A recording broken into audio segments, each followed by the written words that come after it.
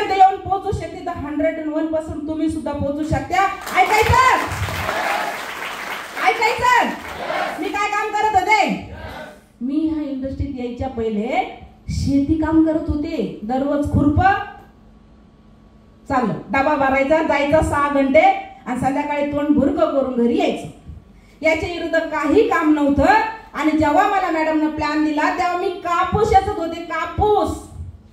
कापूसची वटी पण सोडली नव्हती. घाई घाई मॅडम आल्या, तोंडावर पाणी मारलं आणि मॅडमला म्हणलं पटकन सांगा काय.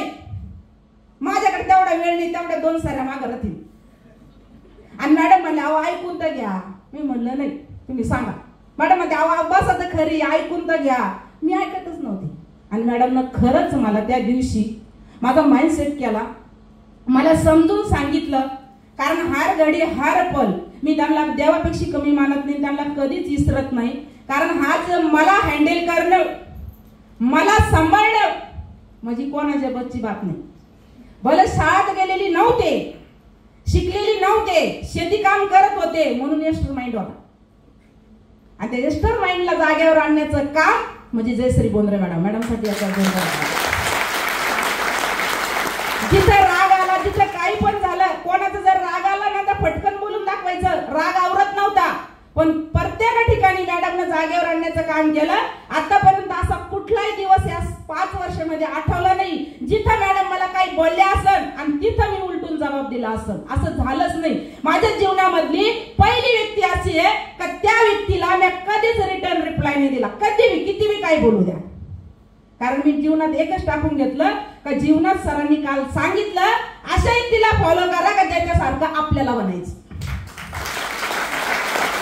आणि ज्या दिवसापासून मी डोक्यात टाकलं किती अडचणी आल्या असन, किती संकट आले असन, आपण सहज कारण देतो. 2 लोक नाही म्हणलं तर, नातेवाईक नाही म्हणलं तर, आज कमीत कमी 5 वर्ष झाले कुठल्याच नातेवाईकामध्ये नाहीये, कुठल्याच बर्थडेला नाही, कुठल्याच लग्नाला नाही. फक्त माझे 3 मुलं आणि मी संभाजीनगर मध्ये राहून फक्त आणि फक्त माइलस्टाईल करते. देवाची एवढे धन्यवाद मानते का टीम मध्ये पण आज लाखो लोक भेटले आणि ऑफलाईन मध्ये पण सगळे ऑफलाईन चांगले भेटले म्हणून कोणाची आठवण पण येत नाही.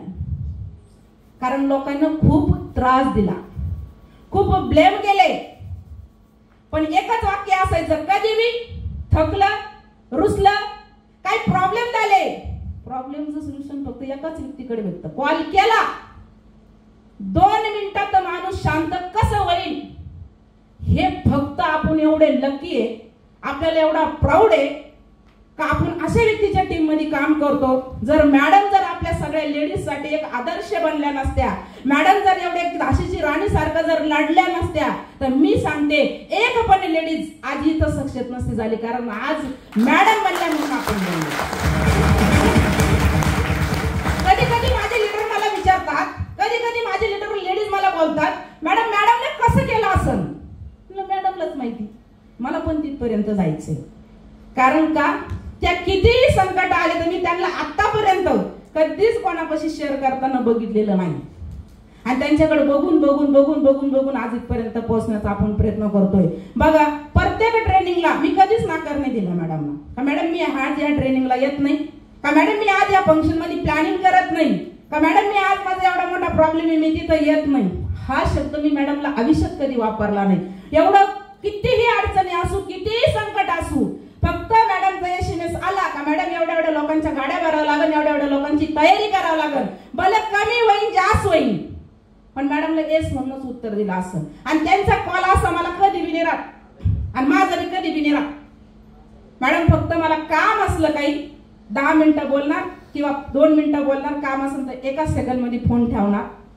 बघा आज लाईफ मध्ये काय, ज्यावेळेस मी या बिझनेस मध्ये आले 1 वर्ष टीसी बनू पर्यंत 1 वर्ष मॅडम माझ्या सोबत ट्रेन आले असन, बस आले असन, पायी आले असन, कुठं काय पिवळीनं आले असन. तेव्हा मॅडम एनटीसी लेवलला होत्या, पण मॅडम म्हणायच्या घडल्या तर घडून जातील. एवढी प्रोसेस केली टीसी बनल्यापासून. आणि आज खरंच मॅडम साठी आम्ही तरसतो. मॅडम कधीतरी भेटावं 2 मिनिटं. मॅडम म्हणते उद्या सांगेल बरं का. जसं मॅडम आयटीसी झालं तसं भेटतच नाही. असं तुम्हाला